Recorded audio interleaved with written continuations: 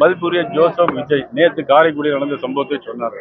Joseph Vijay சைக்கிளில் ஓட்டு வந்தாரு, அதுக்கப்புறம் கை காட்டிட்டே ஓடிட்டே ஆடிட்டு வந்தாரு அப்படிலாம் சொன்னாங்க. எல்லாரும் எம்ஜிஆர் ஆகிவிட முடியாது, எல்லாரும் புரட்சி தலைவி அம்மா ஆகிவிட முடியாது. அதற்காக தனி கொள்கைகள் வேணும், அமைப்பு வேணும், இயற்கையான உணர்வுகள் வேணும். ஏதோ திமுகவை ஆட்சியில் அமைப்பதற்காக ஜோசப் விஜய் தனியாக கட்சி ஆரம்பித்தார்.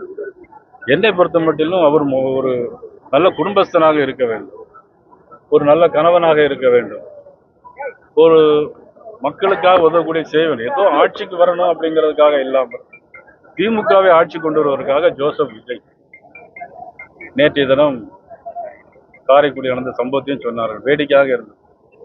மக்களுக்கு ஓட்டுக்கணும், சைக்கிள் ஓட்டுறதுக்காக வந்திருக்கோம். திமுக ஓட்டணும் அதுக்காக வரலாம், சைக்கிள் ஓட்டுறதுக்காக வரக்கூடாது, அப்படிதானே? இதெல்லாம் ஒரு கேலி கூத்தான விஷயமா இருக்கு. ஆனா மக்களுக்கு, தமிழக மக்கள் இதுவரையிலும் கன்னியாகுமரியிலிருந்து கும்மிடிப்பூண்டி வரையிலும் நான் நிறைய பல தேர்தலில் பார்த்திருக்கிறேன். எல்லா தேர்தல்களிலும் மக்கள் ஒருமித்த கருத்தோடு, ஒரே கருத்தோடு யார் ஆட்சியில் வர வேண்டும், யார் ஆட்சியில் இருக்கக்கூடாது என்பதற்காக தான் இதுவரையில் வாக்களித்திருக்கிறார். ஆனால் தொடர்ந்து இனிமேல் திமுக ஆட்சிக்கு என்னைக்கும் வந்ததில்லை, இருக்கிறார், இனிமேலும் வராது.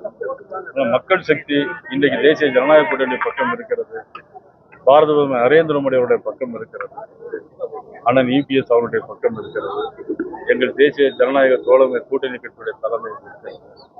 கஞ்சா இல்லாத தமிழகம், பெண்கள் கண்ணீர் வடிக்காத தமிழகத்தை நமது தமிழக வாக்காளர் எதிர்பார்த்து கொண்டிருக்கிறார்கள். அநேகமாக நீங்களும் அதை தான் எதிர்பார்த்து கொண்டிருக்கிறீர்கள்.